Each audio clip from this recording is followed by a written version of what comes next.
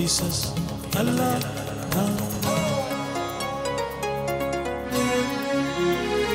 shines of India.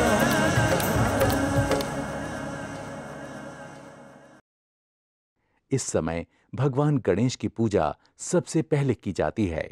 इसी क्रम में उनकी मंदिर में स्थापना भी हुई है। अलग अलग आगमम्स के अनुसार उनका स्थान निश्चित किया जाता है। ज्यादातर मंदिरों में वो कई जगहों पर विराजमान होते हैं। यहां हम उन्हें कई हाथों वाला देखते हैं। मंदिर के पास आते ही हमें ढेरों शिवलिंग दिखाई पड़ते हैं। एक लिंगम के दर्शन से हमें ढेरों आत्मिक खुशी हासिल होती है। जैसे जैसे हम मंदिर में आगे बढ़ते हैं, कई शिवलिंगों के दर्शन होते हैं। अब हम एक शिवलिंग को देखते हैं। इसके नीचे के हिस्से को तमिलनाडु में अवयुडियार कहते हैं और ऊपर का लंबा हिस्सा बनम कहलाता है। इस तरह से यहां लिंगम बनम है। यहां पर लिंगों के अनगिनत रूप हैं। आमतौर पर इस तरह का शिवलिंग तमिलनाडु के कुछ ही शिव मंदिरों में पाया जाता है। इसे सहस्र शिवलिंगम कहा जाता है।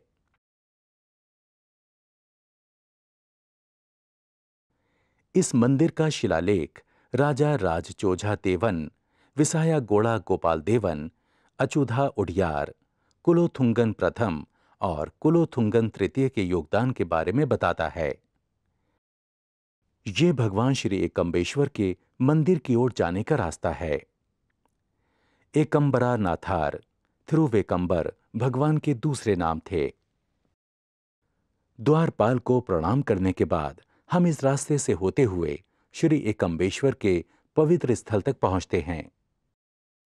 हिंदू धर्म के अनुसार ईश्वर सिर्फ एक है, मगर इसके कई अलग अलग रूप हैं। ऐसा श्रद्धालुओं के पूजन प्रक्रिया को आसान बनाने के लिए है। भगवान अलग अलग स्वरूप भक्तों के भिन्न भिन्न विचारों के अनुसार धारण करते हैं। यहां हम देवी काली को देखते हैं। मां काली की उपासना शक्ति और ज्ञान के लिए की जाती है। तमिलनाडु के मंदिरों में भगवान भी उड़चावर रूप में होते हैं। मुख्य देवता गर्भगृह के भीतर होगा। उड़चावर देवता मंदिर से बाहर लाए जाते हैं। इस तरह ये मंदिर आकार में काफी बड़ा है। इस बात को देखकर कोई आश्चर्य नहीं होना चाहिए कि इनके खंभे पूरी तरह से मूर्तियों से ढके होते हैं। ये मूर्तियां अलग अलग आकार की होती हैं। भारत वास्तुशिल्प के मामले में काफी धनी है। आध्यात्मिक क्षेत्र में इसका काफी महत्व है। यही कारण है कि दुनिया भर के लोग इसकी ओर आकर्षित होते हैं। इस तरह से भारत का दुनिया में अपना सम्मान है। शैव मत में भस्म और रुद्राक्ष का काफी महत्व है। यहां आप इस उड़चावट सन्निधि जो छत के नीचे है, इसके बगल की छत में रुद्राक्षों को देख सकते हैं। इस तरह की छत को रुद्राक्ष पंडाल कहते हैं।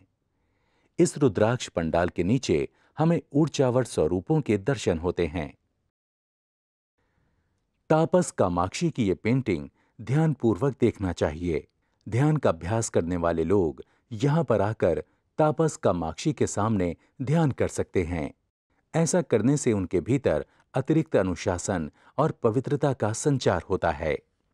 अब हम एक ऐसा दर्शन करते हैं जो हमें आश्चर्यचकित कर देगा। ये पवित्र स्थान उस आम के पेड़ का है जो इस पवित्र मंदिर के लिए एक सच्चाई है। देवार और दूसरे कई शरीरों के बाद भगवान शिव ने बाणासुर के शरीर को यज्ञ की अग्नि में रखा। इससे यज्ञाग्नि उठकर काची मायाना लिंगम में बदल गई। तब भगवान शिव ने शिव गंगई तीर्थम में जाकर स्नान किया। पावन उद्देश्य के लिए देवार और जिन दूसरे लोगों ने अपने शरीर को यज्ञ में दे दिया था, वो भगवान की कृपा से फिर से जीवित हो उठे। भगवान शिव ने ऋग, यज, साम, अथर्व इन 4 वेदों को बुलाकर उन्हें 4 शाखाओं वाले आम का पेड़ बन जाने का आदेश दिया। आम की चारों शाखाएं 4 अलग अलग स्वाद देती हैं। इस पेड़ की औसत आयु करीब 3600 साल है। इस पेड़ से पहले भी भगवान शिव यहाँ लिंग रूप में विराजमान रहे हैं। बाईं ओर देवी ललिता हैं। देवी ललिता ने भगवान शिव से पूछा कि मुझे क्या करना चाहिए। भगवान शिव ने उन्हें कहा कि सभी को पहले की तरह से बना दो। देवी ललिता ने विष्णु, ब्रह्मा, रुद्र, अग्निदेव, इंद्र, विश्वदेव, आदमी और जानवरों तक को बनाया। तब उन्होंने भगवान शिव से प्रार्थना की। उन्होंने पूछा कि अब आप क्या चाहते हैं। भगवान शिव बोले, माता, जिन्होंने हमें पैदा किया, लोग उन्हें कामकनी के रूप में पहचानेंगे। देवी, तुम्हें यहाँ इस पेड़ के पास हमेशा विराजमान रहना चाहिए। एकम का अर्थ अकेला और अमरगम आम को कहते हैं। आम का पेड़ अंबरम कहलाता है। इस प्रकार एकम्बरम अकेले आम के पेड़ को कहते हैं। इस एकम्बरम के नाम का उच्चारण करने से 5 बड़े पाप कट जाते हैं। कोई शराबी या चोर जो पवित्र नाम एकांबरम का उच्चारण करता है, वो अपने पापों से छुटकारा पा जाएगा। ये एलवार कुझाली अम्मन का मंदिर है।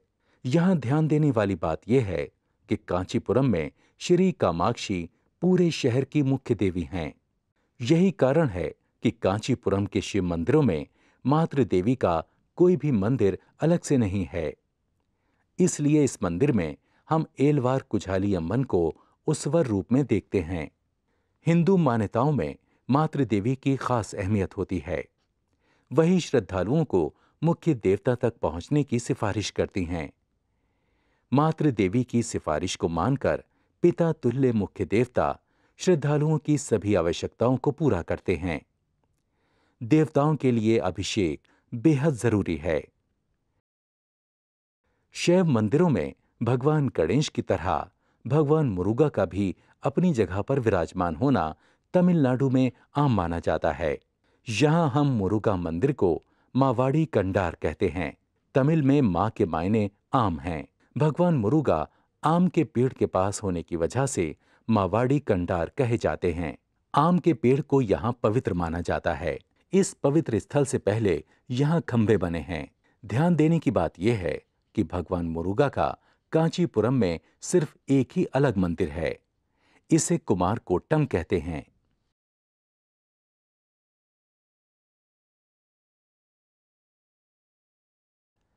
यहां मिलने वाली भगवान शिव की नृत्य मुद्रा नटराज कहलाती है। इस मुद्रा की मूर्तियां महत्वपूर्ण होने की वजह से तमिलनाडु के तमाम शिव मंदिरों में, खास तौर पर प्राचीन काल के मंदिरों में आम हैं। हिंदू मंदिरों का निर्माण और पूजा पद्धतियां आगम शास्त्र के अनुसार संपन्न की जाती हैं।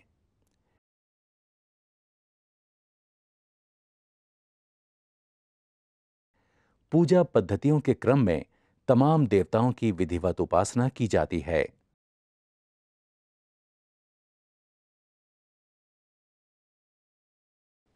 मंदिर के चारों ओर का रास्ता काफी बड़ा है। ये रास्ता तमिलनाडु में पराकारम्स कहलाता है।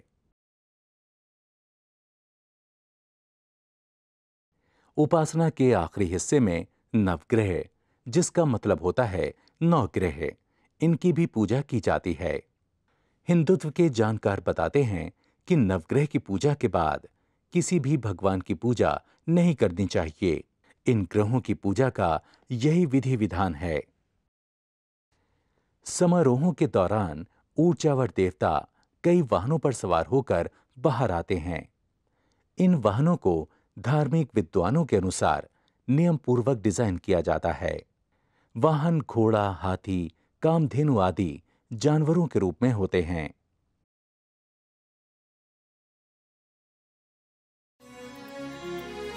Shines of India.